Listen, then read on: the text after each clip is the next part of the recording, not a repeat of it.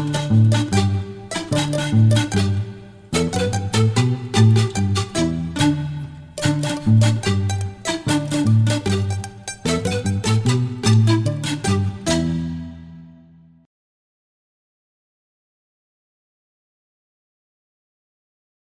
a escuchar la presentación de Marita Salas, de la Universidad Nacional Mayor de San Marcos, y va a presentar su trabajo sobre antropología y biodiversidad, conocimientos tradicionales y protección del patrimonio biocultural colectivo en la Asociación de Comunidades del Parque de la Papa en Piza, Cusco. Posteriormente, Eri Pajares, de DESCO, Investigaciones Futuros, va a presentar el trabajo Gestionando el Cambio Climático en los Paisajes Culturales Andinos. Ha conversado con Marta Hildebrand y ha puesto como subtítulo Construibles y Futurables para la construcción de una política pública, para la adaptación, para la construcción de una política pública para la adaptación al fenómeno global en los Andes. Y posteriormente presento a los comentaristas. Tenemos un comentarista de lujo, Rosa Morales, profesora de Economía de la Católica y actualmente directora nacional de Cambio Climático de MINAM, y Carlos Armillas, de la Universidad Nacional Agraria de La Molina. Así que cada ponente tiene 20 minutos y comenzamos esta presentación. Marita. Agradecer a Sergio por la oportunidad de poder estar acá y compartir las ideas de mi trabajo con ustedes. Agradecer a todos los integrantes de la mesa de conectar por todos los comentarios de aportes constructivos que van a dar a mi trabajo, y también mi agradecimiento y mi recuerdo a mi profesor en San Marcos, Carlos Iván de Gregorio. Vemos aquí el título, que ya lo mencionó Manuel, y debo empezar señalando que este es un estudio exploratorio. Es decir, voy a presentar más bien una descripción de la evolución del enfoque de la diversidad biocultural y la construcción del concepto de patrimonio biocultural colectivo a partir de la información que he recogido, producida por la experiencia de la Asociación de Comunidades del Parque de la Papa. Enlazando muy bien a la sesión anterior de muy temprano, donde hemos estado tocando los temas justamente de los desafíos de esas conversaciones o dificultades que hay entre las tribus, como estaban conversando los compañeros. La diapositiva, por favor. Tenemos que hacer algunas precisiones antes. Señalar que en el mundo contemporáneo encara problemáticas en relación a la protección y conservación de la diversidad biológica, sea de un país o una región. Esto ha generado también empezar a cuestionarnos sobre las dicotomías establecidas por las ciencias modernas y la caracterización que ha elaborado Occidente sobre la naturaleza, concebir a esta naturaleza siempre como ausente del ser humano, ¿no? Esto gráficamente se nos viene a la cabeza con facilidad cuando pensamos qué cosa es la Amazonía. Siempre nos viene a la cabeza verde, selva, bosque, lagunas, ríos, pero no hay personas. Se la concebiría, o todavía se la concibe así, ¿no? Tenemos también que se están identificando o se está haciendo mayor visibilización de lo que se denomina hotspots de biodiversidad o puntos de alta concentración de biodiversidad, que coinciden primero, una primera coincidencia es con los espacios geopolíticos de los estados modernos, pero también, además, hay una coincidencia con los territorios de los pueblos indígenas en estos puntos de alta concentración de biodiversidad. Teniendo estas consideraciones, es necesario proponer entonces un nuevo marco conceptual, una nueva configuración de la relación cultura y naturaleza, justamente en el sentido de intercambiar los aportes, entrar en un diálogo disciplinar, ¿no? La siguiente, por favor. La siguiente diapositiva. Entonces, este nuevo marco conceptual propone a la diversidad biocultural como un concepto más complejo e integrador que busca ampliar los límites disciplinarios del estudio de la biodiversidad. Busca ir más allá de la dualidad cultura y naturaleza para reflejar la visión holística del mundo de los pueblos indígenas, donde cultura y biodiversidad se abordan más bien de manera conjunta. Esto implica además el reconocimiento de los derechos colectivos de estas poblaciones, así como ampliar la definición de su patrimonio. Ya no solo a sus conocimientos tradicionales, a las culturas, que podría ser lo más evidente, sino también ampliarlo hacia sus recursos biológicos de sus territorios tradicionales. Esta suma de componentes es lo que se está denominando patrimonio biocultural colectivo de los pueblos indígenas. La siguiente, por favor. Para acercarnos a la conceptualización de la diversidad biocultural, quiero referirme a los aportes del antropólogo francés Philippe Descola a partir de su propuesta de la antropología de la naturaleza. Descola señala que existe un naturalismo antropocentrista que Occidente ha construido. Este naturalismo también denominado como una cosmología de dos planos, es decir, que existe una separación dicotómica entre naturaleza y cultura. Este naturalismo es una de las varias clasificaciones ontológicas que existen, señala Descola, en el mundo y que operan automáticamente a través de la interiorización de juicios cotidianos o formas de ver el mundo. En este caso, el naturalismo es la forma de ver el mundo de Occidente. Entonces, ¿qué es el naturalismo como esta conceptualización del mundo, como esta manera de ver el mundo? Descola explica como una coexistencia entre una multiplicidad de culturas y una única naturaleza, presuponiendo una discontinuidad, dice, de las interioridades o esta aptitud cultural, esta capacidad de reflexión entre ambos planos. Eso es lo que la separa, pero sí reconoce que existe una continuidad, pero más bien material y genética, que está sustentada en la evolución darwiniana, básicamente. Entonces, esto hace que sea exclusivo del mundo no natural, es decir, de la cultura. El poseer es justamente esta reflexividad, la hace merecedora de ser sujeto de derecho. Por tanto, esta ontología excluye el derecho al conjunto de todo lo no humano, a la naturaleza, y por tanto al conjunto de humanos concebidos como exóticos o marginales según la forma de ver el mundo de Occidente. Esta discriminación ontológica del naturalismo, como la denomina Descola, ha sido padecida entonces por lo humano marginal en su momento, representada por los pueblos indígenas en contextos colonizadores, pero también ha sido y es ejercida sobre la alteridad definida por este sistema de identificación. El antropólogo francés señala que desde finales del siglo XX se evidencia el desgaste de esta cosmología en la creciente preocupación frente a los efectos de la acción humana sobre el medio ambiente o entorno humano, y se evidencia también en la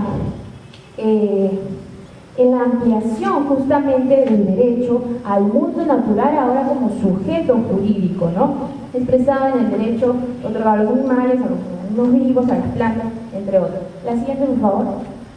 La siguiente. Tenemos entonces la diversidad biocultural se presenta como una perspectiva totalizadora que aborda las relaciones de los seres humanos y su entorno, más allá del naturalismo. Estas relaciones son entendidas como conocimiento expresado y como una serie de instancias, comportamientos, actividades y actuaciones en un ambiente determinado. Si puedes seguir dándole clic antes de... Ahí nomás. Se considera así que el entorno ambiente es todo lo que rodea a un organismo, incluidos otros organismos, y donde las relaciones cognitivas que unen a los seres humanos con este entorno dan paso a la construcción de categorías que permiten identificarlo. De esta manera, la diversidad cultural forma parte de la trama de la diversidad biológica, teniendo una red de relaciones bioculturales entre sistemas entre ecosistemas, y los modos de habitar y de representar, pero también de identificar justamente estos escenarios naturales. La siguiente, por favor. Justamente Una vez que ya hemos tenido un primer avance conceptual sobre la diversidad biocultural, también hay un proceso de institucionalización muy extenso, muy estudiado. El balance de la mañana en la parte sobre el convenio sobre la diversidad biológica ayuda a aclarar este tema. Hay mucho trabajado, no hay mucho tiempo, se profundiza a algo más devenir normativo en el texto, la versión escrita. Y aquí lo importante es señalar que, por ejemplo, hay un marco normativo a nivel de la normativa de la comunidad internacional, de MUMAS en este caso, el desarrollo de legislaciones nacionales. Esto es lo que ha propiciado. Otro punto importante que yo recalcado son los derechos, el reconocimiento de los derechos de los agricultores del sur, y a nivel ya de la región andina, en este tema es la decisión 391 de la Comunidad Andina de Naciones, que versa sobre el acceso soberano a los recursos genéticos.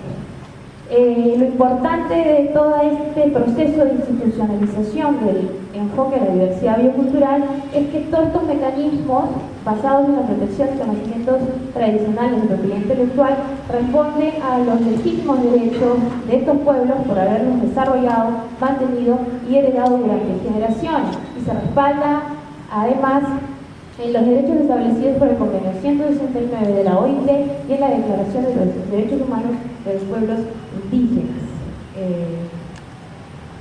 La siguiente, por favor.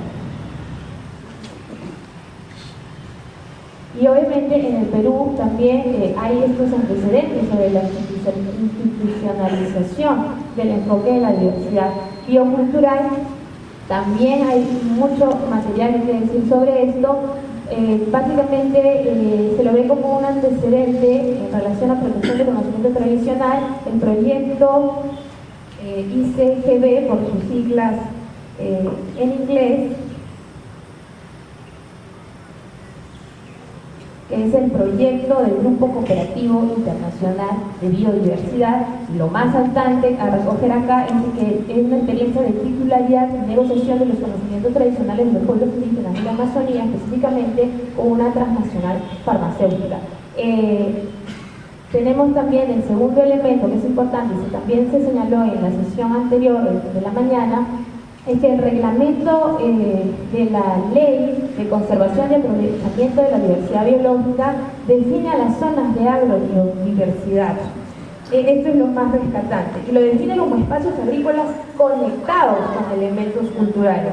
Es decir, que existe una interacción entre los factores naturales y humanos, precisando que estas zonas no podrán dedicarse a fines u objetivos diferentes a la conservación y mantenimiento de las culturas indígenas, asociando a este concepto la diversidad genética contenida en los cultivos nativos y también a la cultura asociada a estos cultivos.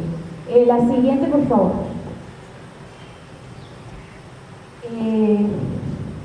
Tenemos en el 2002 ya el régimen de protección de los conocimientos tradicionales de los pueblos indígenas vinculados a los recursos biológicos, la ley 17811, que acoge las disposiciones del convenio 119 de la OIT, del convenio de la diversidad biológica, y la decisión 391 de la Comunidad Andina de Naciones. Señalado por el derecho ambiental como un régimen jurídico de protección sui generis o especial para los conocimientos tradicionales de los pueblos indígenas. Y esta ley aborda el tema de la protección de los conocimientos tradicionales, en tanto los derechos colectivos se confieren a estos pueblos no por la acción del gobierno, sino por la sola existencia del conocimiento mismo, gracias, como señala su artículo primero. Bueno, debemos mencionar también que está la Comisión Nacional de Prevención de la Biopiratería en el Perú, que está enmarcada en el trabajo ahora de la Iniciativa Andina Amazónica de Prevención de Biopiratería, que trabaja la protección del conocimiento tradicional asociado. Hay una de las organizaciones justamente realizadas por Manuel Ruiz del 2010. Justamente yo cito a Manuel Ruiz señalando que desde el derecho ambiental toda norma intenta reflejar y regular sobre supuestos generales de una realidad concreta. Esta idea sirve para comprender el devenir normativo del caso peruano en materia de protección de conocimientos tradicionales asociados a la biodiversidad a partir de los consensos alcanzados en la comunidad internacional. Justamente Manuel Ruiz señala como ejemplo de ello que la ley 27811 diseñó su contenido, la del 2002, diseñó su contenido a partir de la experiencia en materia de licencia de uso y compensación económica, el antecedente del proyecto ICBG, el que veíamos en la diapositiva anterior del año 96, y también parte del diseño de esta ley, la experiencia en las prácticas de registro local del conocimiento tradicional asociado a la biodiversidad realizado en el Parque de la Papa. Es aquí donde se hace el encarce. Esta última experiencia aporta también, a través de la construcción del concepto de patrimonio biocultural colectivo, a las iniciativas para el reconocimiento y el establecimiento de un régimen internacional de protección de zonas de agrobiodiversidad. La siguiente, por favor. Tenemos entonces la propuesta biocultural del Parque de la Papa, ubicado en el distrito de Pisa, en la provincia de Calca, en Cusco. El parque agrupa desde el año 98 a 6 comunidades campesinas para promover el uso de manera conjunta y alcanzar un beneficio colectivo respecto a las 400 variedades o más, me corregirán los paperos, a los presentes, que nombran y conocen sus pobladores. Se considera a esta experiencia como una de las primeras iniciativas, si no la primera, iniciativa en el Perú de manejo y protección local de recursos genéticos y conocimiento tradicional sobre salud, alimentación y agricultura por parte de los pueblos comuneros. El proyecto se administra por la Asociación de Comunidades del Parque de la Papa, que cuenta con una junta directiva integrada por el presidente en el ejercicio de cada una de las 6 comunidades, que son Zacacas, Chahuayquiré, Cuyo Grande, Pampayacta, Paruparu y Amán. La asociación ha desarrollado todo ese trabajo a partir del trabajo con 2 instituciones. La primera es la Asociación para la Naturaleza y el Desarrollo Sostenible, ANDES, y la otra es el Instituto Internacional para el Medio Ambiente y el Desarrollo. Sus siglas en inglés es el IIED. Obviamente no se puede dejar el trabajo desde un inicio también del Centro Internacional de la Papa en este proyecto. ¿Sí? La siguiente, por favor. Ahí está. El Parque de la Papa protege y administra el patrimonio biocultural colectivo de las 6 comunidades, aplicando los principios de dualidad, reciprocidad y equilibrio, a través de un manejo conjunto de los recursos bioculturales como régimen colectivo de propiedad consuetudinaria. Para ello se identifican estos principios locales con el objetivo de indagar, por ejemplo, cómo son aplicados a la distribución de beneficios, qué tipo de normas existen en relación a la redistribución de la riqueza, y cómo resuelve la comunidad el robo de recursos por parte de terceros. El reto de abordar estos temas bajo el enfoque de la interrelación entre el sistema de conocimientos locales y las prácticas de derecho consuetudinario es de velar hasta qué punto estos 3 principios siguen vivos en las normas sociales de las comunidades del parque de manera consciente o inconsciente. Un ejemplo que proponen en el proyecto es, por ejemplo, analizar el contenido de los estatutos para ver si hay algo que rescatar en este sentido. La siguiente, por favor. La siguiente. Ahí está. Dale. Ahí está. Ahí. Es así que el proyecto Parque de la Papa identifica una relación entre la protección del conocimiento tradicional y el derecho consuetudinario, basado en que el sistema de conocimiento tradicional está integrado, además de los propios saberes, por las creencias espirituales, los paisajes y los recursos naturales de los pueblos indígenas. En este sistema de conocimientos tradicionales entra en interrelación con el derecho consuetudinario, con el sistema, con las normas consuetudinarias. Esta interrelación va a contribuir a generar y sostener el consentimiento, la experiencia del parque, al regular las prácticas de uso y de acceso a los recursos, donde las más beneficiosas las regulaciones más beneficiosas se convertirían en costumbres establecidas a manera de modelos o leyes. Desde este enfoque se explicaría la dinámica de una autorregulación, limitando el uso excesivo de los recursos naturales, el uso de pesticidas, la caza en ciertas épocas, etc. El proyecto observa que a nivel local no hay distinción marcada entre las normas, los conocimientos, las prácticas y las creencias, es decir, no es explícita la interrelación entre el sistema de conocimientos y el derecho consuetudinario, existiendo más bien una interrelación, ¿sí?, entre el paisaje y los regímenes de propiedad colectiva de los recursos. La meta del proyecto es generar un proceso de reaprendizaje que genere un plan de vida para la administración sostenible del patrimonio biocultural colectivo, de las comunidades, entrando en concordancia con su cosmovisión, con sus conocimientos y sus prácticas tradicionales para mejorar la calidad de vida de las poblaciones locales. La siguiente, este es ya lo que es la definición del patrimonio biocultural colectivo construido a partir del trabajo del Parque de la Papa.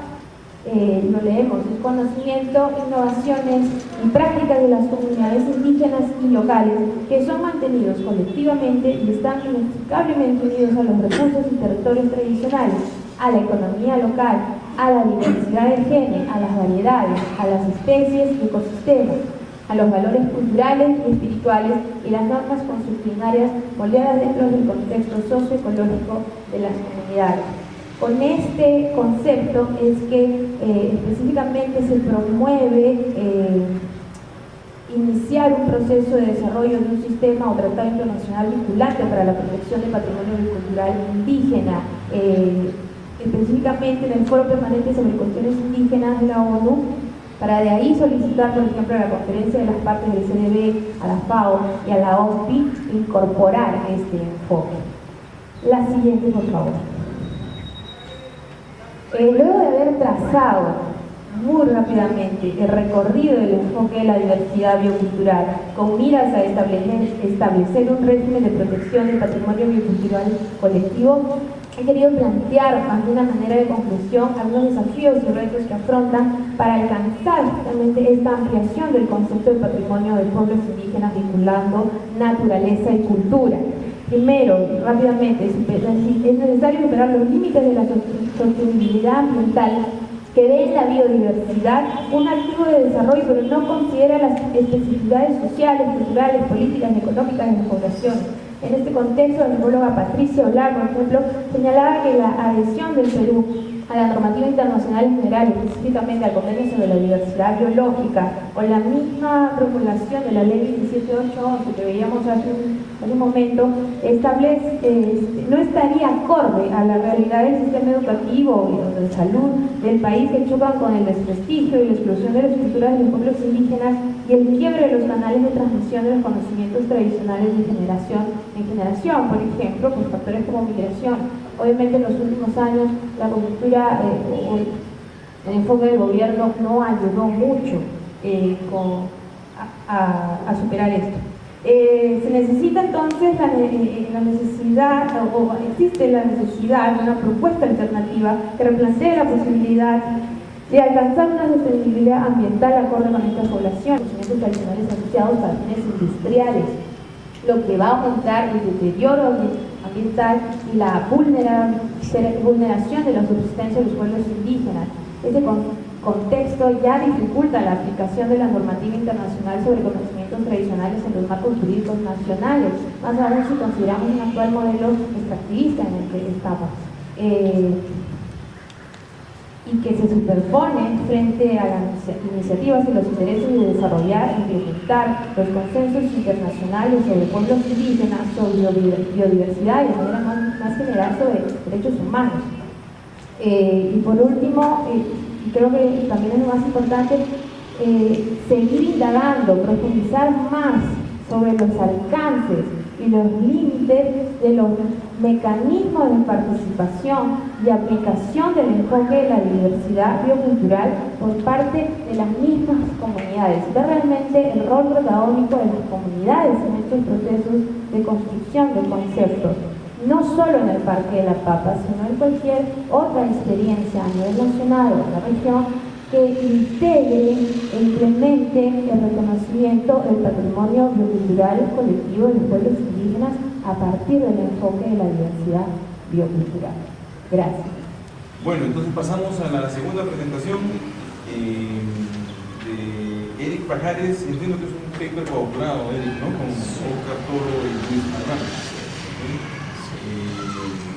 sobre la gestión del cambio climático en los paisajes culturales andinos, la construcción de una política pública para la adaptación al fenómeno global en los Andes. ¿Tienes 20 minutos, Eric? Compartiendo las preocupaciones sobre lo que le acontece al planeta, ¿no? Sin embargo, el panel intergubernamental de cambio climático y la propia Convención Marco de Naciones Unidas señala que este cambio climático global, a diferencia de los otros que vive el planeta, se produce por una interferencia antropógena peligrosa en el sistema climático. Y esas evidencias son contundentes. Siguiente, por favor. A ver, desde la perspectiva ecológica, hay una evidencia de que la economía, las instituciones sociales y el ambiente están ya fuera de balance, ¿no? Hay una transgresión de los ecosistemas y esta obsesión con el crecimiento económico y la expansión de las economías nos está llevando a una pérdida de flexibilidad.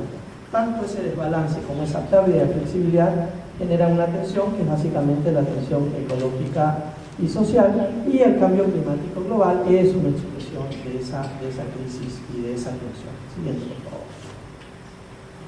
Y para poner en evidencia que estas reflexiones van más allá de catastrofismos o finmundismos, el propio secretario general de las Naciones Unidas, Ban Ki-moon, en una conferencia sobre el clima, decía que los científicos han sido acusados durante muchos años de ser alarmistas, pero los verdaderos alarmistas son los que dicen que no podemos permitirnos iniciar una acción contra el cambio climático porque eso ralentizaría el crecimiento económico. No tienen razón, dice Ban Ki-moon, el cambio climático podría desencadenar un desastre masivo. De hecho, este cambio climático antropógeno es 30 veces más rápido que el último que vivió el planeta, cuando hace varios millones de años la temperatura se incrementó en 0.5 grados centígrados sobre el promedio terrestre. Siguiente.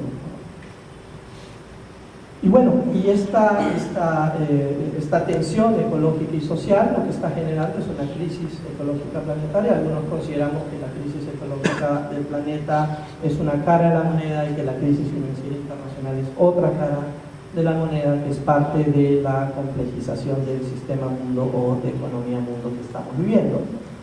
Cuando hablamos del colapso civilizatorio como punto de llegada de esta crisis civilizatoria, no estamos diciendo de que la Tierra va a desaparecer. Estamos hablando de una repentina pérdida de complejidad sociocultural y una transformación completa del modo de vida, tal como lo define Tainter, ¿no? Lo que Tainter plantea es que las sociedades, cuando dependen excesivamente de la tecnología, tienden a complejizarse. Eso genera mayores gastos en recursos, en defensa, en administración, en energía, y al final los sistemas se vuelven ineficientes, la vulnerabilidad se incrementa y las sociedades se desploman, ¿no? Por allí, en otro caso, podría hasta ponerse el ejemplo de los mayas, por ejemplo, y cómo su complejización llevó a un desplome, como lo plantea Sorney. Siguiente, por favor.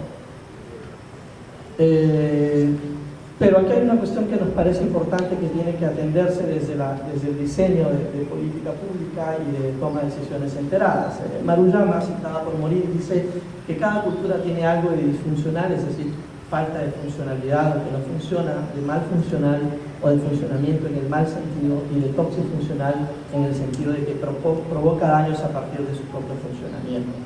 Y esto tiene un correlato en la siguiente imagen. Siguiente, por favor. El siguiente. Ustedes ven allí, esta es la curva de ascenso de gases de efecto invernadero. No es una coincidencia que aparece en el año 1800, probablemente hay una coincidencia allí que hay que analizar entre incremento de gases de efecto invernadero y revolución y procesos de civilización en el planeta, ¿no? La siguiente, por favor. Y allí tenemos, allí vemos el consumo anual de energía primaria y cómo regiones del mundo consumen la mayor cantidad de energía primaria o consumo en base a energía de recursos naturales, ¿no? Norteamérica, Europa y Asia son probablemente las regiones que más energía siguen consumiendo. A partir de los conceptos de malfuncionalidad, disfuncionalidad y toxifuncionalidad, sí cabe poner en cuestión entonces las causas de un problema como el cambio climático global. Barack Obama, en su discurso en Copenhague, decía: ya no se trata de discutir sobre las causas del cambio climático, sino de buscar las soluciones. Y creemos que sí es importante discutir sobre las causas, sobre todo para países como los nuestros, que tienen una alta diversidad biológica que se sustenta en sus sistemas de montaña. Siguiente, por favor. ¿No? Las constataciones científicas nos llevan básicamente a dos características del cambio global que engloba el cambio climático global. La primera, la rapidez con que este cambio ha tenido lugar en las últimas décadas. Y la segunda, de que sea una única especie, esencialmente el Homo sapiens, el motor de todos estos cambios. Siguiente, por favor. Hay una reflexión importante sobre cómo encarar de una manera distinta el cambio climático global, es decir, cómo pasamos del hecho científico al hecho social. Y un autor como Broder lo que señala es que no se encontrarán soluciones al cambio climático si no invertimos tiempo en cambiar la cultura y los valores por los cuales tomamos e implementamos nuestras decisiones. Siguiente, por favor. Precisamente a partir de la manera en que tomamos decisiones, hacia el 2030 la humanidad se estaría consumiendo el equivalente a 2 planetas en un año, y hacia el 2050 3 planetas en un año.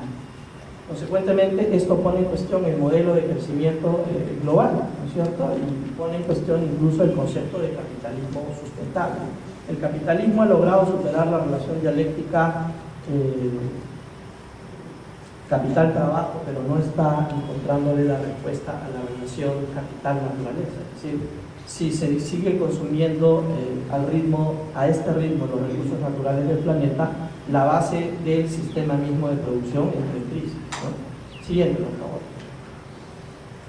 Entonces, a partir de esto surgen algunas preguntas. ¿Cómo el Perú, un país altamente megadiverso, con una alta diversidad cultural, como ha señalado Marita hace un momento, puede encarar los efectos del cambio climático global? ¿Cuáles son las perspectivas que tenemos? ¿Cómo construimos políticas públicas? ¿Cómo tomamos decisiones? Siguiente, por favor. Ahí no se va a ver, pero bueno, Lovelock es uno de los que sigue las corrientes de ecología profunda, lo que plantea es que hay que salvar zonas de montaña, ¿no? Que esos son los ecosistemas críticos y las zonas de los polos. Siguiente, por favor.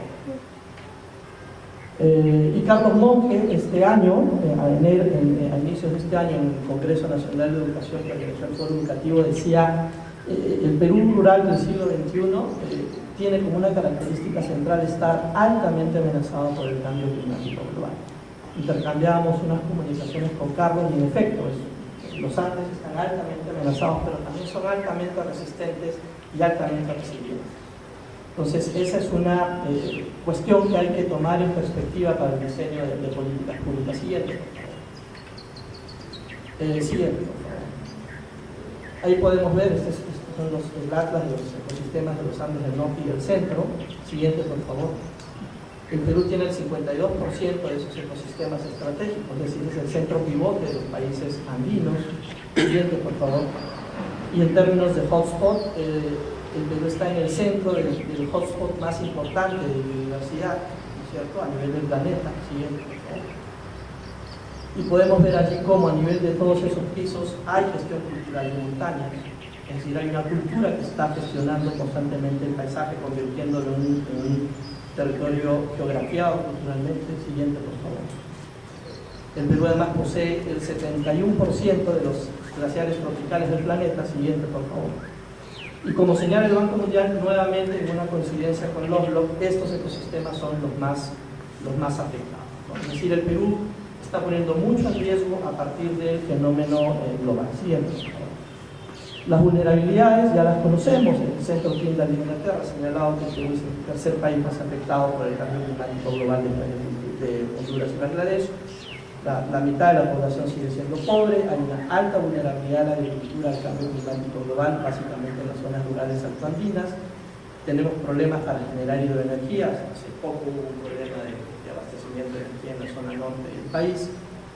Tenemos la mayor cantidad de población en costa, donde hay menos agua, y al mismo tiempo ser megadiverso significa un alto riesgo a partir de lo que estamos exponiendo si no tomamos medidas. Siguiente. Bueno, hemos perdido casi 600 kilómetros cuadrados de masa glaciar. Antes perdíamos 9 metros de masa glaciar hace 2 décadas, hoy perdemos 20 metros anuales de masa glaciar. Siguiente, por favor. Esas son las zonas críticas de riesgo frente al cambio climático. Eso es un mapa en 2004 del Consejo Nacional del Ambiente, ¿no? Donde ya se tiene un diagnóstico preliminar de por dónde pueden venir las situaciones críticas. Siguiente, por favor. Este es un dato muy importante, que es uno de los aportes de DESCO en Salinas Aguada Blanca. Antes, en el 86, se tenía aproximadamente 5.245 hectáreas de espejo de agua. Hoy, al 2008, los datos actualizados arrojan menos de 1.800 hectáreas de espejo de agua, producto del cambio climático. Siguiente, por favor. Como ustedes ven allí, esta es la zona del Colca. Todos esos sistemas de minería dependen de sistemas glaciares que están teniendo problemas. Consecuentemente, eso significa una aceleración y un quiebre en los sistemas alimentarios locales, en la agricultura tradicional, probable migración, debido a la carencia de agua. Siguiente. Vemos cómo se va comportando el proceso de glaciación en la zona sur del Perú, específicamente en la zona del Colca y Arequipa, Chachán y Pichu Pichu. Hay un decremento consistente de la masa glacial y eventualmente impactos en la agricultura tradicional. Siguiente, por favor. Y ahí podemos ver cómo del 84 al 96 el Mijmi, el Chucura y el Ampato, esos son datos del Programa Regional Sur de DESCO, han venido perdiendo masa glacial progresivamente. Siguiente, por favor. Hasta casi llegar a la fusión glacial, que es el punto previo a la desaparición. Siguiente. En este escenario, en este escenario altamente complejo, como señala Carlos Monge, hay una serie de respuestas que se vienen dando. Siguiente. Siguiente, vamos a ir más adelante. Los factores clave para la adaptación al cambio climático global de los Andes se sustentan en 3 niveles. Primero, los sistemas de conocimiento tradicional, que incorporan todas las estrategias de conservación del ciclo y la biodiversidad, pero también sistemas de predictibilidad del tiempo y clima, todo lo que dice el conocimiento astronómico. La propia institucionalidad comunal a nivel altiplánica, John Earls le llama software social, lo que va dinamizando las respuestas, y las propias estrategias de resiliencia que ya se vienen implementando. Siguiente, por favor, vamos a pasar muy rápido. En temas de, por ejemplo, sistemas de conocimiento tradicional y agroastroclimatología andina, siguiente, por favor, hay un conocimiento consistente respecto de sistemas de observación y lectura preventiva del tiempo y clima a partir del posicionamiento de centros de observación a lo largo de las montañas. Siguiente, por favor. Lo que les decía, el monolito Sechín es una muestra de que hace 3.000 años, probablemente un poco más, estos sistemas venían funcionando. Esto fue registrado por Bonaparte en 1615. Siguiente, por favor. Hay un sistema de observación de la Vía Láctea que se sustenta básicamente en la identificación de las imágenes a partir del polvo estelar, a diferencia de digamos, la astronomía occidental. Siguiente, por favor. Eso que nosotros vemos allí es la Vía Láctea. Siguiente, por favor. Y esa es la interpretación de la Vía Láctea en la cosmología, ¿no? Siguiente. Las Pléyades siguen teniendo un rol importante en el planeamiento agrícola andino. Pléyades o Folja, que significa almacén de depósitos. Siguiente, por favor. Esta es una referencia muy interesante de Gary Orton, donde refiere cómo en Misminaya, en una comunidad, cuando conversaban con un niño sobre qué pasaba en la comunidad, por qué discutían tanto sobre los problemas de lluvia, y miraban las Pléyades, el niño, Orton le pregunta al niño, ¿por qué miran tanto las Pléyades? Y él le dice, porque queremos vivir, ¿cierto? Lo que implica una relación muy intensa entre la observación de cielos y el planeamiento agrícola. Siguiente. Ustedes ven allí ese primer cuadro, cuando las Pléyades están luminosas, hay agua y se planifica el territorio de una manera y los cultivos de una manera. Siguiente, por favor.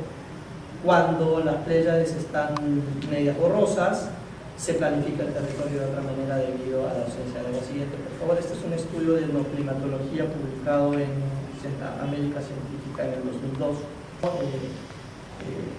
No es un examen que se le toma a las comunidades respecto de su conocimiento, sino esencialmente una constatación de cómo el conocimiento tradicional sigue teniendo vigencia y efectividad en la alta montaña andina. Cuando las estrellas son luminosas, hay buenas siembras, hay buenas cosechas. Cuando las estrellas están oscuras o no aparecen, las cosechas no son buenas. Siguiente. Y allí vemos una diagramación de cómo el conocimiento predictivo de tiempo y clima, observando los astros, sigue teniendo una importancia fundamental en los Andes africanos. Siguiente.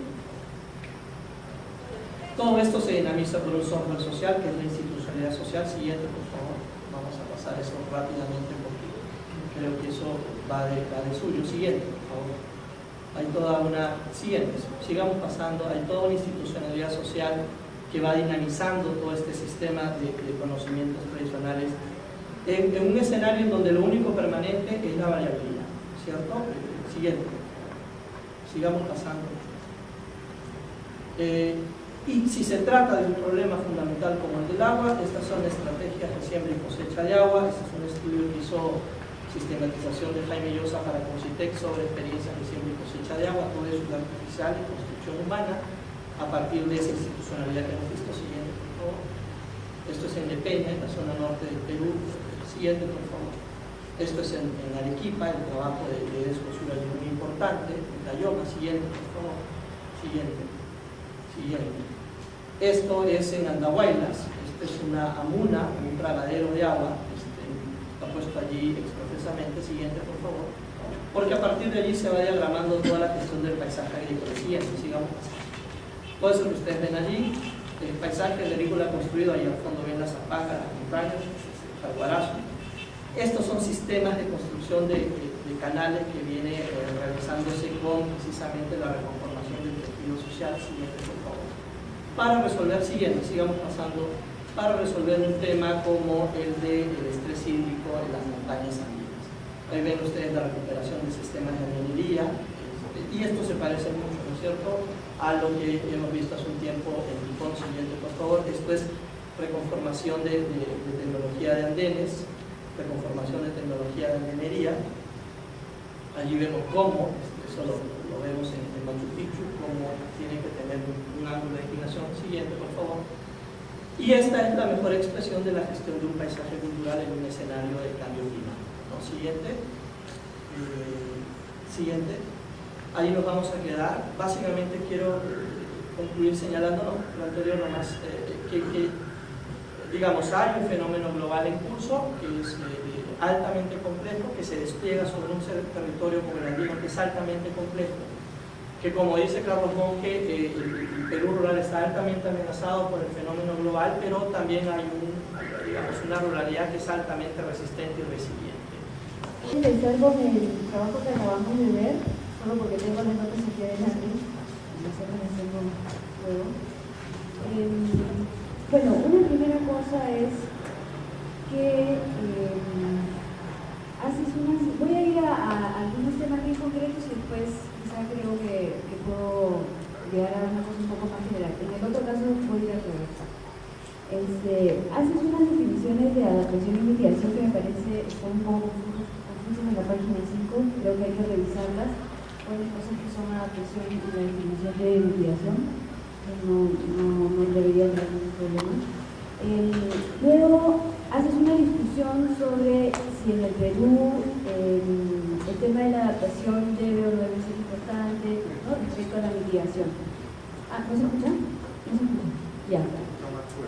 Entonces, aquí voy a decir algo que he dicho antes. Esto no tiene nada que ver con que ahora yo esté desde 2 semanas y pico en el Ministerio del Ambiente. Creo que el tema de la adaptación es un tema muy importante en el Perú y que ha sido reconocido sobre todo desde la sociedad civil desde hace ya varios años, ¿no? Entonces creo que hay un consenso en que el tema de la adaptación es muy importante y me parece bien relevante que eso se reconozca, que hay muchas actividades, hay muchas iniciativas que se están haciendo desde la sociedad civil y en muchos de los casos con apoyo del sector público.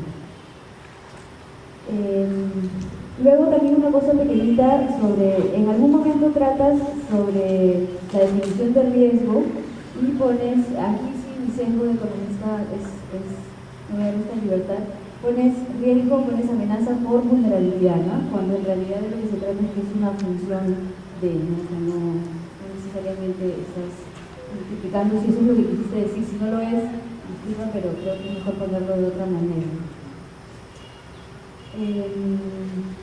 Y luego hay aquí viene un tema quizá un poco más de fondo, que es, hay un momento en el texto en que se habla de la hipótesis de trabajo, ¿no?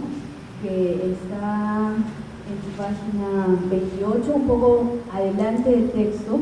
Me parece que por un tema quizá metodológico de presentación debe ser un tema que va al inicio porque es lo que motiva un poco tu investigación, ¿no? Donde se dice que, bueno, no recuerdo bien si la pusiste no sé si la llegaste a poner, es que la ampliación de acciones concertadas de sustentabilidad a pequeña escala a través de las redes de organización social de las montañas andinas propicia la sostenibilidad a escalas mayores, ¿no? Etcétera, y sigue, ¿no? Entonces, me parece que eso metodológicamente debería ir antes, ¿no? Porque uno lee el texto pero no sabe muy bien a qué va.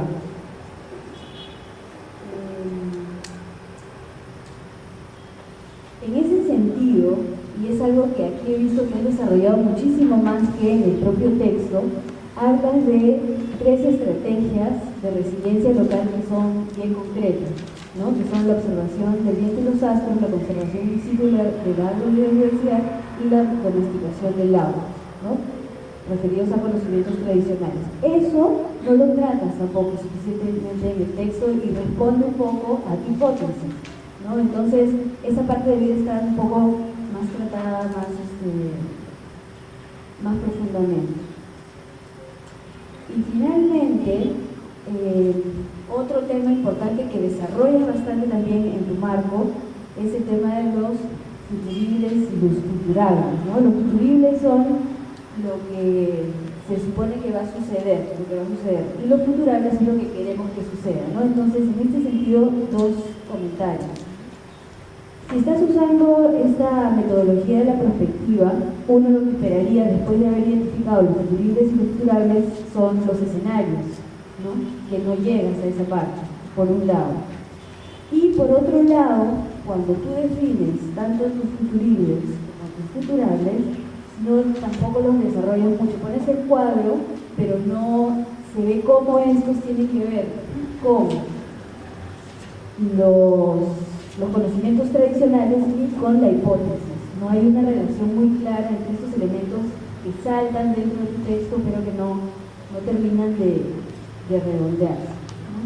Entonces, bueno, en tu texto yo creo que lo dejaría allí y pasamos al texto de Marita.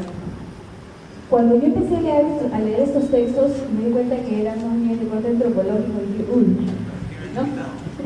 Pero después, claro, el sepia tiene ese espíritu y está bien que nosotros de distintas disciplinas, como Alberto ya nos va a contar cuál es su disciplina, aprendemos también. Y a mí me gustó mucho el concepto de patrimonio biocultural colectivo, ¿no?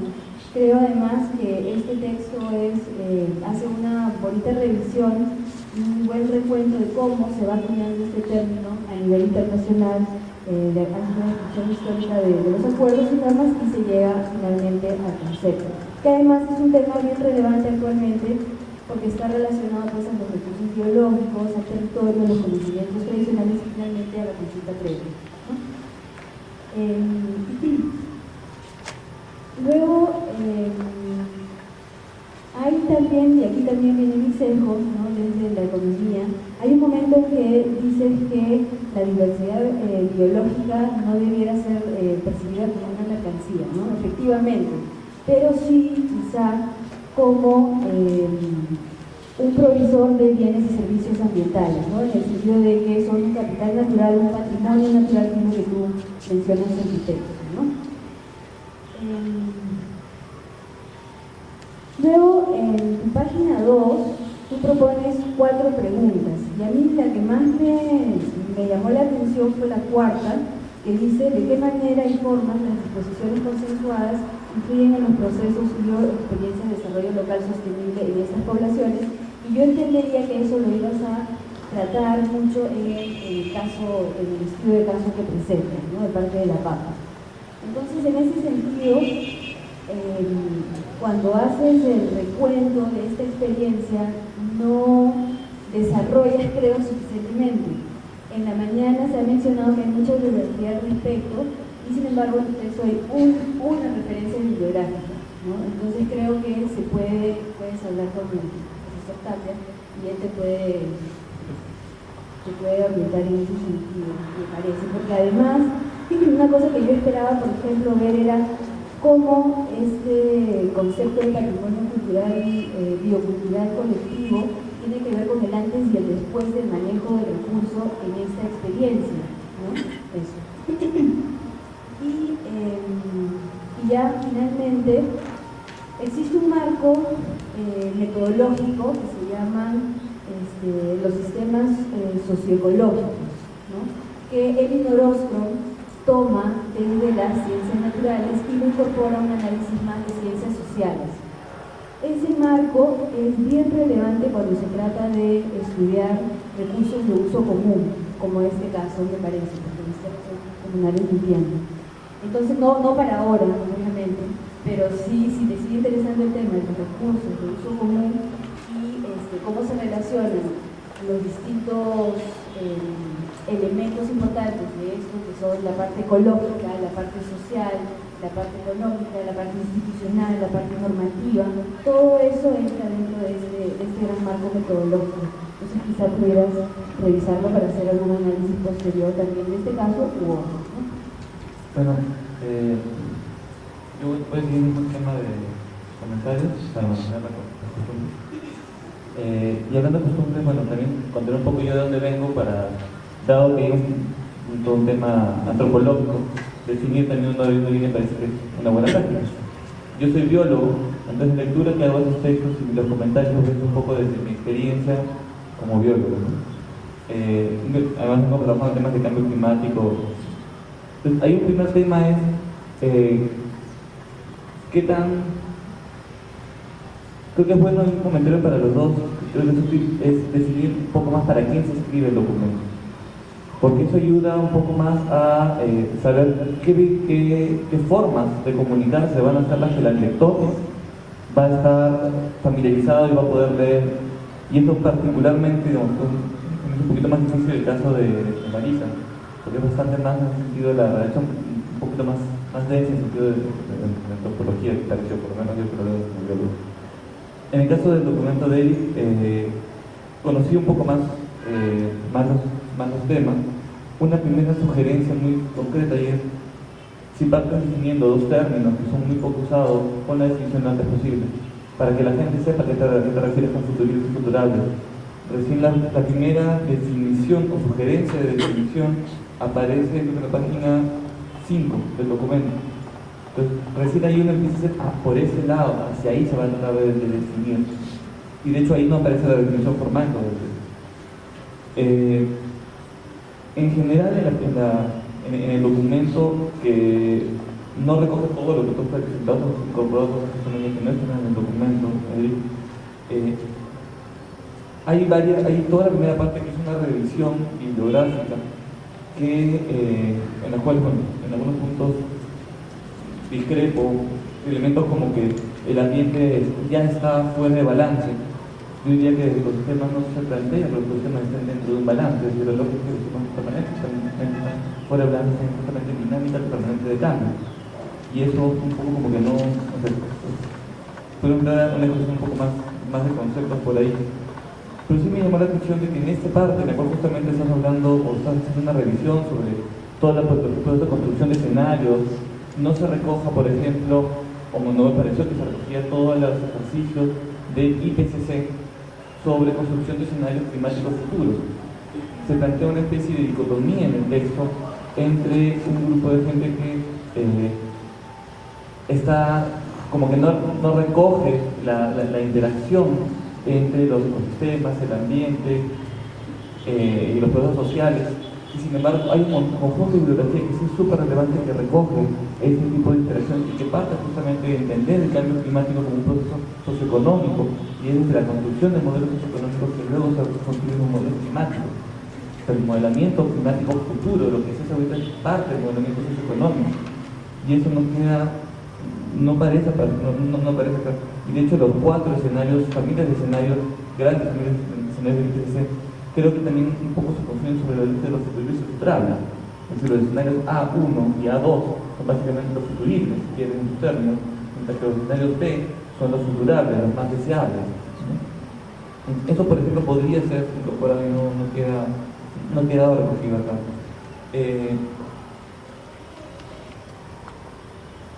Otro de los elementos es este supuesto de que se recoge mucho, ¿no? Que se comenta, por ejemplo, cómo los saberes tradicionales actuales, existentes, que se han construido sobre siglos de experiencia, se plantea como que es un elemento clave para desarrollar la relación al futuro. Y mi primera pregunta es, ¿las condiciones climáticas futuras son similares o comparables a las pasadas? Porque si no lo son, ¿qué tanto podemos seguir basando nuestra adaptación, nuestro desarrollo futuro en un conocimiento que se construyó en condiciones distintas?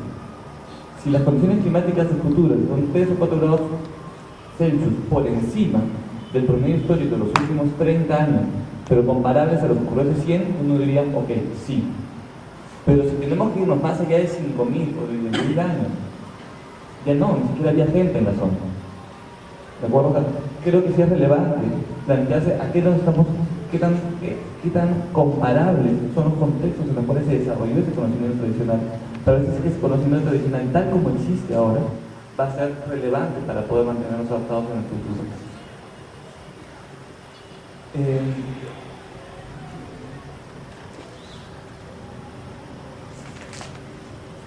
Creo que sería bueno todo lo que es revisar el cuarto reporte, creo que sería bueno porque no se cita mucho, hay más reportes a alimentos más antiguos.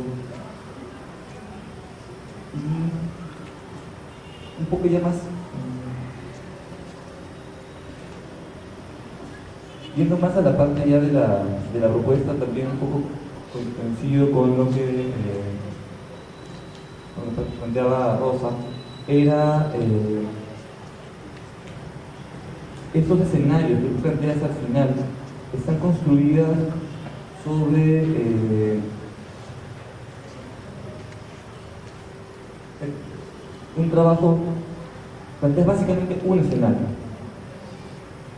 deseable, un escenario posible, y esos escenarios no son que queda poco claro cómo han sido construidos, sino que creo que sería particularmente interesante desarrollarlo en mucho mayor profundidad de cómo se pueden construir y solamente incorporar las distintas posibles construcciones de escenarios posibles futuros. Bueno, creo que paso a la pregunta, Marita.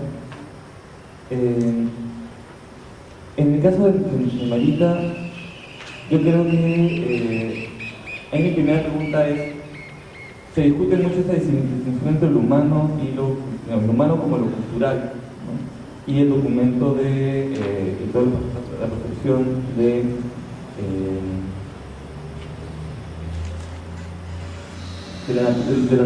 la naturaleza.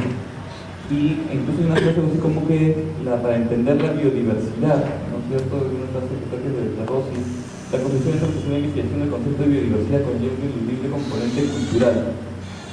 Entiendo que es un investigador que trabaja desde la antropología, y ahí yo me pregunto si se necesita la cultura para entender la biodiversidad, o la biodiversidad existe sin los seres humanos. Pareciera de la definición que la biodiversidad no existe sin los seres humanos. Y ahí yo creo que sí discutiría, ¿no es cierto?, desde mi carrera, desde mi sesgo, por lo menos, que eso creo que no es así. Y ahí el otro Otros elementos que veía cuando revisaba las definiciones que se plantean era primero qué es lo que ocurre cuando un conocimiento tradicional se mezcla con la ciencia. Esta propuesta de integrar conocimientos tradicionales con conocimientos científicos, ese nuevo conocimiento que en qué rubro queda, como curiosidad. Pero también me parecía difícil de algunas definiciones que se plantean algo como parecen como muy amplias. Suenan interesantes, pero me parecen muy difíciles de aterrizar en términos concretos y operativos. Elementos como las interacciones entre las zonas de biodiversidad como espacios agrícolas conectados con elementos culturales de una interacción entre los factores naturales y humanos. Esto tiene prácticamente casi toda la biosfera. O sea, ¿qué no tiene esas interacciones en este momento a nivel global? O sea, es muy complicado de operativizarlo y aterrizarlo en un sector. Lo mismo con qué se entiende por tratando de buscar cuál es el elemento clave, ¿no es cierto? De saber cuál es lo diferencial. Iba por el lado de lo que es conceptos que son mantenidos colectivamente. Pero ¿cómo se entiende un conocimiento que es mantenido colectivamente? Y eso de ahí un poco también pensando en lo que es las individualidades. Yo creo que se podría desarrollar más, supongo que más antropológicamente esa discusión. Y finalmente, solo dos comentarios más. Se plantea esta lógica de que están interconectados todos los elementos, ¿no? Hay una conexión entre los valores, las normas, los elementos culturales, el paisaje, todo está interactuando. Y yo me pregunto en términos ya operativos de generación de adaptación, ¿no? Esto no los vuelve menos flexibles. Constructivismo, creo que la percepción es un sistema cerrado. El emisor tiene valores y funciona en función a un sistema, y el receptor tiene otra escala de valores. Entonces, allí esa reproducción del conocimiento frente a dos actores de la misma comunidad, o dos actores, uno de la comunidad y uno externo, entonces probablemente las conclusiones a que lleguen ambos es diferente. De repente esa parte habría que trabajarla. Podría sustentar un poco la propuesta sobre cómo se adapta una comunidad a este tipo de cambios. Luego, también retomando lo que dijo Carlos, ¿no? Hay un cambio en el conocimiento, hay un cambio en las percepciones. Y esta adaptación es un cambio a estos nuevos escenarios. En consecuencia, el conocimiento también cambia. Caracterizar esos cambios sería interesante, que nos daría una mayor luz sobre qué procesos económicos, sociales y culturales están viviendo en estas comunidades. Y lo que me llama la atención, y de repente es un reto para todos, es repensar la comunidad. Noto en las dos exposiciones que nos hablan de comunidades campesinas y parece que fueran homogéneas, ¿no? Pero habría que repensar ese concepto de comunidad como unidad y ver justamente las diferentes tensiones y conflictos que se reproducen en las comunidades, que no es nada malo, que justo es una dinámica que reproduce la propia comunidad, ¿no? Pero en muchas de las exposiciones, no solamente acá, sino en las anteriores, mostramos a la comunidad como homogénea, y eso tal vez nos limita un poco el análisis. Y además de percibir los cambios a los que están expuestos y cómo reaccionan estas comunidades, estos individuos a los cambios. A ver, lo que me trae a los conflictos socioambientales, los conflictos internos de la comunidad. Lo que pasa también en la Amazonía, que empezaste jugando unos gráficos de la Amazonía, que es otra concepción de comunidad, prácticamente. Me gustaría que respondan sobre la reorientación del conocimiento. Luego, nuevamente en esa óptica de repensar la comunidad, repensar también lo que tú llamas de participación, ¿no? ¿Cómo se dan estos procesos? Yo hice un trabajo junto a Lynn Copy y Etienne Dur sobre el proyecto de agroecoturismo en el Parque de La Pampa, ¿no? Es un concepto externo. Cómo estos conceptos se introducen en las comunidades. No solamente hubo investigación en el Parque de La Pampa en los 80, sino antes ya Jorge Flores estaba allí haciendo o implementando el proyecto de antropología aplicada, Cuando tú vas a una comunidad, sea Cuyo Grande, Cuyo Chico, cualquiera de estas comunidades, es más, los pobladores locales te dicen, cuando no les haces una pregunta correcta, te dicen, señor, señora, le falta esta pregunta, no me has preguntado sobre el cambio, no me has preguntado sobre la adaptación. O sea, el Parque La Pampa es el ejemplo de cómo muchos antropólogos hemos generado cambios en esta, no solamente en el conocimiento, sino en las relaciones de nuestras comunidades. Entonces, ¿cómo pensar estos conceptos desde la comunidad o desde el investigador? ¿Cómo intentar hacer estos diálogos como hacía Pratec o, por ejemplo, en Bolivia hace Abruco, a partir de estrategias transdisciplinarias, ¿no? Y bajo qué mecanismos se construiría estas estrategias, percepciones, soluciones o diagnósticos de la realidad campesina con una perspectiva transdisciplinaria. Lo que me remite también a retomar el reto para el CEPIA de cómo plantear estas investigaciones multidisciplinarias, que no solamente es juntar a los investigadores de diferentes disciplinas, sino establecer estos diálogos interdisciplinarios a partir de la construcción de un objeto de estudio particular, con métodos construidos particulares y con una epistemología particular, que es justamente lo que Juan Torres en la mañana ha planteado, ¿no? Gracias. María. Temas han sido levantados y voy a ser bastante breve, pero el reflejo es que hay mucha necesidad de mantener la biodiversidad y planteo este modelo que a mí me pareció brillante sobre el Parque de La Pampa cuando me encontré con este, y reflejo sobre lo que dijo Manuel, si fue influenciado por la idea de... Y escuché una ponencia de Sergio Sánchez, el exgerente de recursos naturales ambientales, que ha sido hace poco destituido. Él presentaba la ponencia y señalaba que hay dos factores. Que ha crecido la población, pero el factor desencadenante ha sido que hay dos ríos que alimentan a la planta del Milagro, Río Grande y Río Porcón. Todos hemos ido a Porcón, ¿cierto? Porque aquí no hay... Y del río Porcón, lo que pasa es que el caserío afectado desvíe 40 litros por segundo.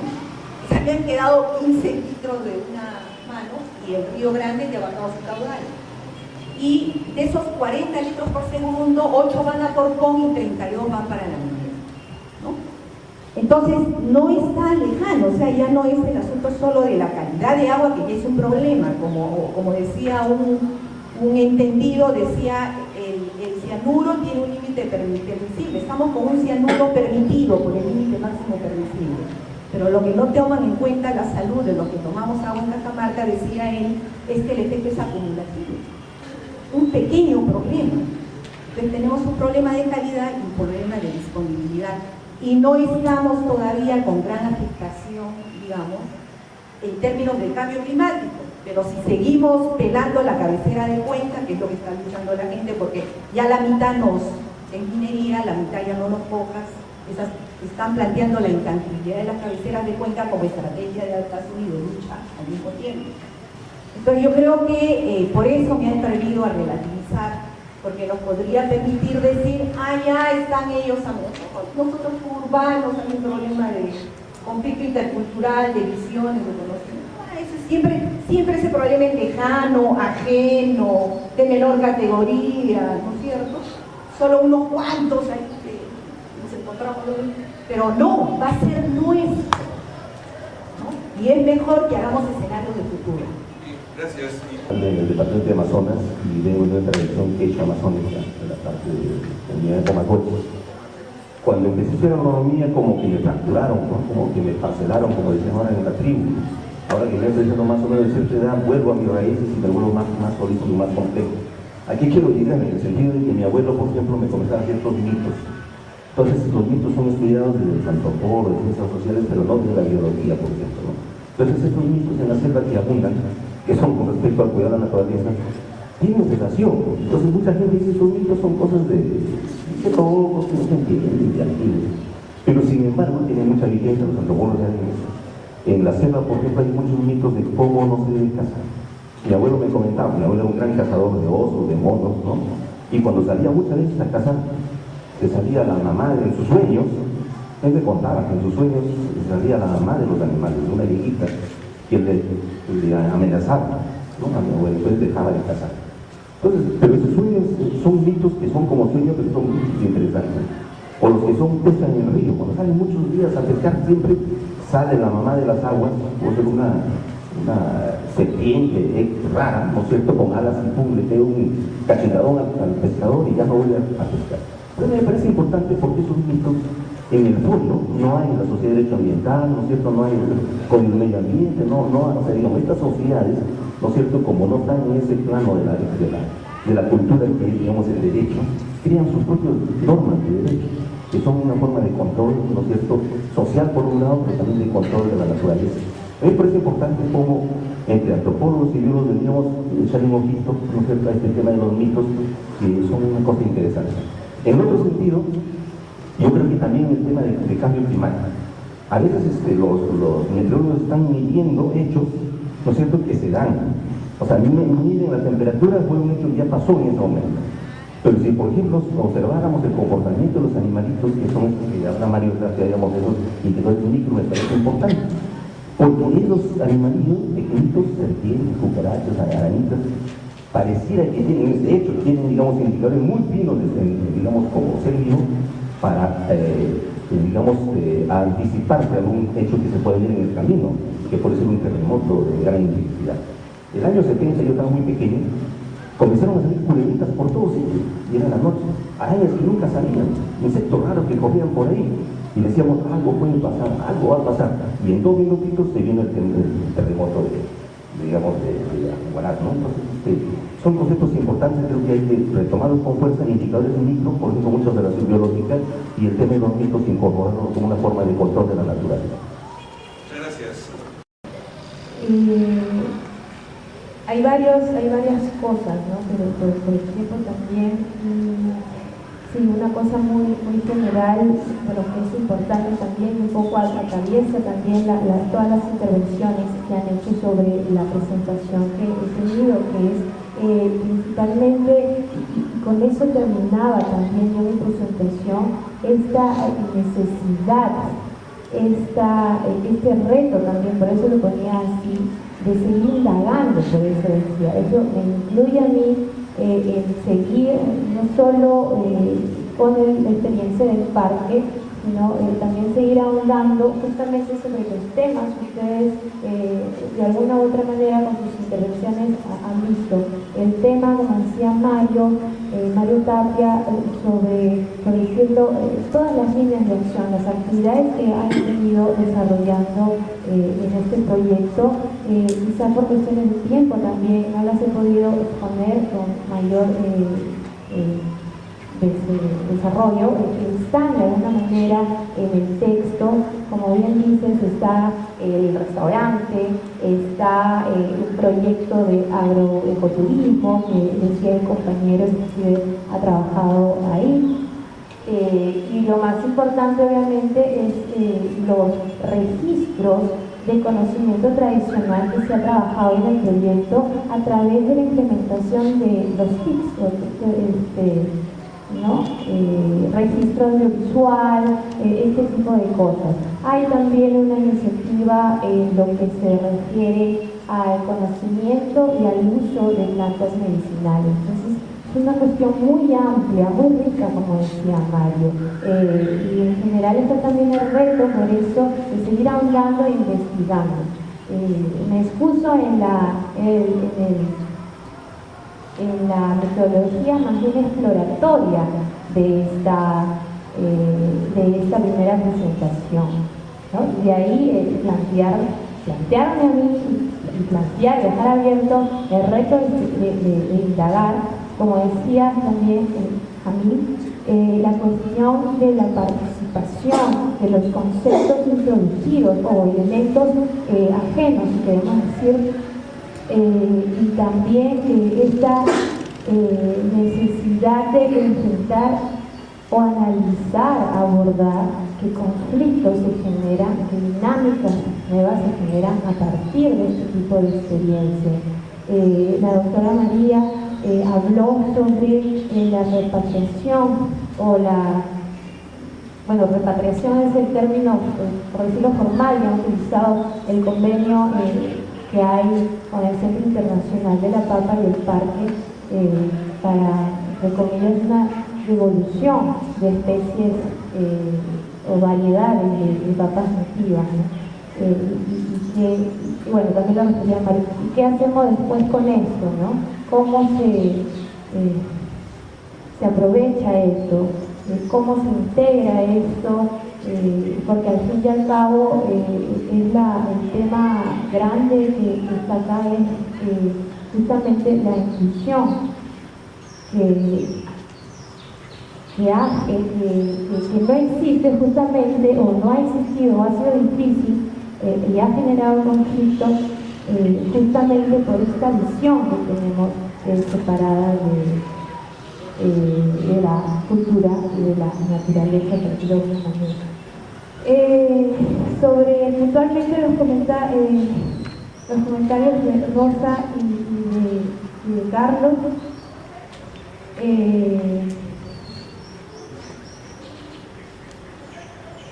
sí, pues lo que decía Rosa en la cuarta pregunta era un poco también, o sea, para ver la parte más aplicada, era un poco también de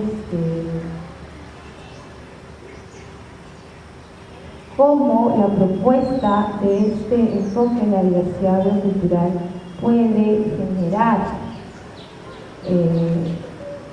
procesos de desarrollo sostenible en comunidades. Y pues falta desarrollar más este punto, junto con lo que ya venía mencionando. Y solamente para cerrar, es necesario lo que se viene comentando durante estos días aquí en ANSESIA, esto de superar la unidad de análisis, sobre todo en ciencias sociales.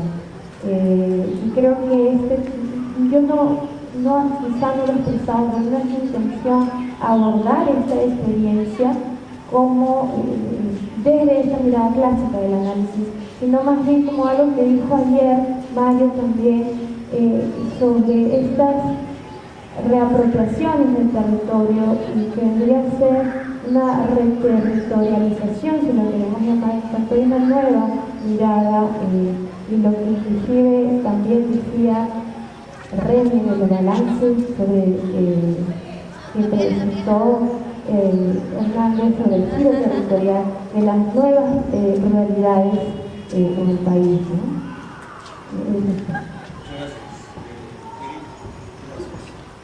Sí, bueno, valoramos esencialmente los comentarios de Rosa Morales y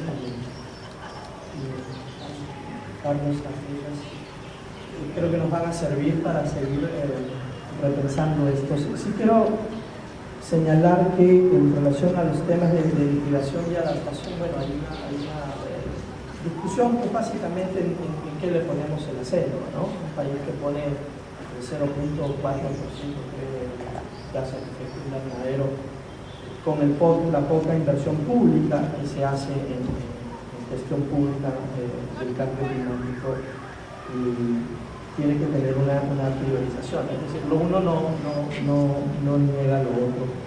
Quería precisar también que las reflexiones a partir de lo que señalaba Carlos, cómo escribimos respecto de quién nos lee, es básicamente un enfoque alternativo lo que estamos planteando, ¿no? Que parte de las reflexiones de la ecología política, ¿no? De la ecología profunda. La ecología política lo que intenta esencialmente es incorporar a la política el tema ambiental, y había una discusión sobre el tema redistributivo, ¿no? En relación al tema de la racionalidad de los sistemas de saberes tradicionales, es decir, si estos sistemas de conocimiento pueden tener alguna, digamos, aporte para, digamos, situaciones que se han presentado distintas en el pasado.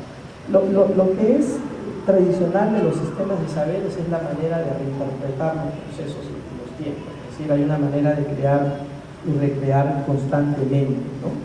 Recuerdo que hace un año, en una reunión con comunidades en la zona de Macará, unos amigos de Huancavelica, del núcleo andino de afirmación cultural, que me decían: nosotros no nos oponemos a que nos traigan lo mejor del conocimiento objetivo. Lo que queremos hacer es tener la posibilidad de reinterpretarlo, de acholarlo, entre comillas, y de saber si eso es válido para nuestro contexto cultural, geográfico, social y económico, ¿no? Esto es importante porque el diálogo de saberes, que es una frase muy manida y muy recurrida, que eso en verdad es un aporte de Enrique Leff, no plantea que el conocimiento objetivo va por encima del conocimiento tradicional ni viceversa, sino que lo que propone es una integración de esos conocimientos para generar una respuesta distinta, ¿no? Él le llama respuestas de lugar, de tiempo y espacio que se reflejan en el reconocimiento del otro diferente.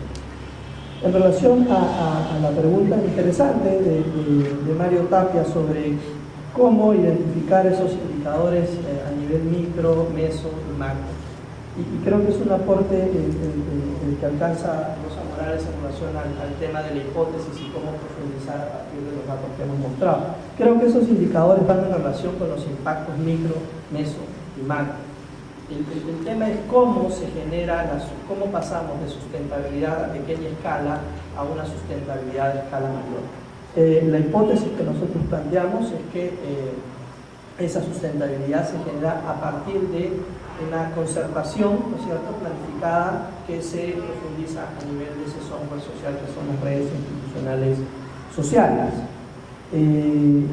Y a partir de estas, la siguiente por favor, y a partir de estas reflexiones sobre complejidad ambiental, diálogo de saberes, la pregunta es cómo este aporte, que parte de otra perspectiva, se integra a la política pública, es decir, a la visión común y compartida de objetivos de corto, mediano y largo plazo sobre un fenómeno como el cambio climático global. Eso, digamos, podríamos asociar esto con el concepto de alfabetización ecológica que plantea Capra en un texto de ecología profunda, ¿no? Además, el texto lo que busca, y reitero nuevamente, el enfoque alternativo es plantear los alcances del cambio climático global como hecho social más que como un hecho científico. Es decir, hay una serie de elementos que la ciencia aporta para comprender el cambio climático, pero digamos hay una fuerte discusión sobre cuáles son los alcances del cambio climático global como hecho social y de qué manera podríamos alternar estrategias para organizar la sociosfera con la biosfera. Siguiente, por favor. En relación al tema de ciudades y al tema de vulnerabilidad, de hecho, precisamente a partir del enfoque de la ponencia hemos querido digamos, hacer el énfasis en los ecosistemas de altas montañas andinas, los páramos de Piura, las Altas de Cajamarca y todos los ecosistemas de montañas de los Andes del centro y sur del Perú. Eso no niega la alta vulnerabilidad de las ciudades que están en zonas de costa, ¿no? Hay un problema de hidroenergía que tendríamos que empezar a mirar con tiempo. Países como Venezuela, Colombia y Ecuador han tenido hasta el año pasado problemas muy severos a partir del tema de hidroenergía, producto del tema del cambio climático. Colombia está pasando por un tema de inundaciones muy complicado que está alterando todo el tema de sus ciudades de costa, ¿no? Y para finalizar, yo lo que quería señalar es que esto es básicamente un intento por superar precisamente un sesgo disciplinar, avanzar hacia la construcción de un concepto transdisciplinar. Esencialmente es un intento, es una provocación, ¿no?, lo que hemos querido desarrollar en la idea de aportar enfoques alternativos. Un futurible, y ese es otro aporte que hace Rosa, es esencialmente un futuro posible o aquello que podría suceder. Un futurable es un futuro deseable y alternativo, y la investigación de futuros o la perspectiva no plantea adivinar el futuro, sino construirlo, ¿no? Como dice Peter Drucker, adivinar el futuro es muy difícil, así que es mejor construirlo. Y esas construcciones, entendiendo que hay una no linealidad hacia adelante a partir de un fenómeno complejo como el cambio climático, requiere una visión preventiva y planificada. Yo terminaba señalando o anotando una frase de Pierre Teilhard de Chardin que decía: en la escala de lo cósmico, solo lo fantástico tiene posibilidades de ser verdadero.